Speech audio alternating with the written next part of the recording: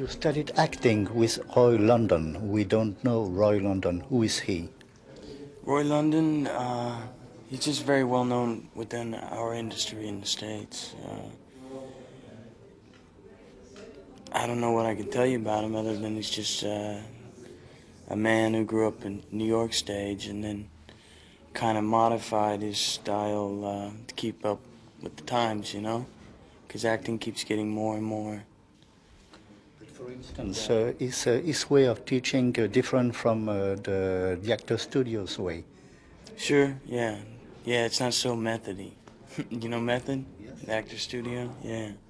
Where you gotta like beat yourself over the head.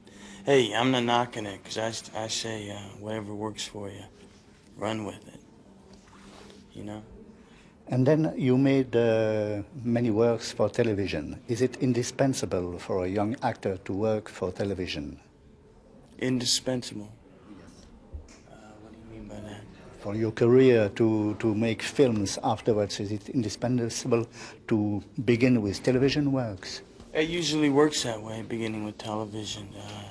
It's easier to start at than film. But for us, film is the most respected, the heaviest roles, you know? Because television, you have kids, you have to, it's more storybook. Cinema was your first and only goal. Yeah, yes.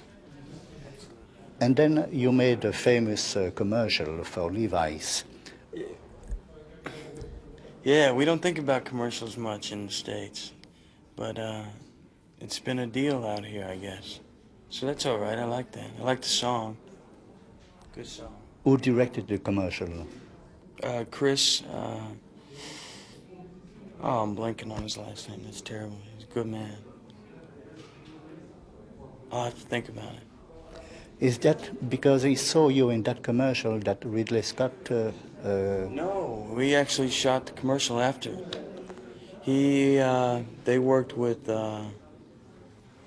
Ridley's company, production company, and they had seen parts of Thelma Louise before it was even released, and that's how it came about. That kid. Yeah. How would you describe your character in Thelma and Louise? Just a guy. You know, he's a survivor, just a guy surviving on the road, you know? You do what you have to do to survive, just the way of the world. That's him. Good guy, though. I'm just very nonchalant. During the shooting, did you already realize that the male characters of the movie would seem mean, cheap, No, unsympathetic? I never saw it that way. There was a big thing in the States about that. I didn't see it that way. I thought it was funny. You know, I mean, we deserve a kick in the ass, you know? That's all it is. So you didn't suspect that it was going to be controversial? No, not at all, but it seems like people always have to have something to argue about, you know? So women were, like, thinking he was pro-lib, you know, and men were thinking it was anti-men. There's none of that, you know? None of that. I just thought they should all relax. Because you're just watching people, not men or women, people in a certain situation. It seems to have been a pleasant shooting. Yeah, very much so. I mean, we're on the road, you know? In these beautiful locations. It's like a road trip. It's fantastic. I didn't work that much, you know? I only worked like a month on it. They were almost 3 months. Did you have the opportunity to watch Susan and Gina working together? Of course. I snuck looks in whenever I could get them. How did they work together? How did they establish that fine chemistry? I don't know, you know? It's something, it's either there or it's not. They were just bam, bam, bam, right off each other. And Ridley was really good with them. They were... See, I don't know. I wasn't there enough, but I liked watching the three of them together, do you know? Because there was something going on all around, all the time. It's just my opinion. But did they rehearse between themselves or with Ridley? Oh, both, I think, yeah. more generally, does Ridley rehearse a lot with the actors? Mm-hmm. Yeah, he does. And He always wants you to get something different. You know, when you film a scene, you film it one way, and then he wants to try something else. And to me, that's very smart. Because then when you go back to edit the film, you can pick out the best one that tells the puzzle, you know, tells the story. would you say his way of directing a film is different from the way of an American director? They're all different. I don't think it's so much American versus European. They all just have their own style, you know?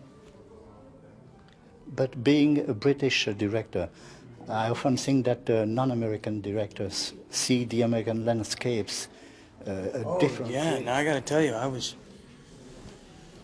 there's something to that, you know? A European being able to pick out all these American little items, you know? Because he filled the frame, every frame, with little bits of America. It was brilliant. Where if it was American, maybe we would have overlooked some of these things, you know? But because he came to check it out and then he made a note.